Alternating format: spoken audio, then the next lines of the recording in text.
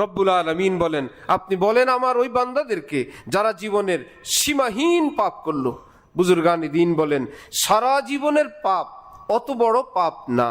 খুব খেয়াল করবেন, সারা জীবনের পাপাচার, নামাজ পড়ে নাই, রোজা রাখে নাই, নেশা করলো, নষ্টামি করলো, বদচরিত্র করলো, এই ধরনের বা আরো যত ধরনের সমস্ত পাপগুলো অত বড় পাপ না, আল্লাহ আমাকে ক্ষমা করবেন না, অথবা আল্লাহ অমুক ব্যক্তিকে ক্ষমা করবেন না, এই একটা কথা বা একটা ধারণা এর চাইতে বড় পাপ।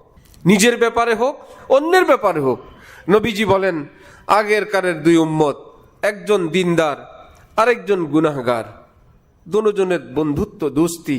দিনদারওয়ালা পাপিষ্টকে মাঝে মাঝেই বুঝায় যে এগুলো করবা না, ঠিক না। সে কিছুদিন ভালো থাকে, আবার গুনাহ করে, আবার ভালো, আবার গুনাহ।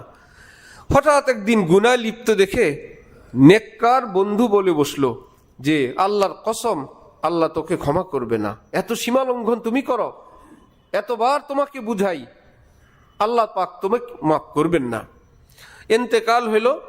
রসুল সাল্লাল্লাহু আলাইহি ওয়াসাল্লাম ইরশাদ করেন, আল্লাহ পাক দুজনকে ডাকলেন, নেককার মানুষটাকে ডাকলেন আর গুনাহগারকেও ডাকলেন।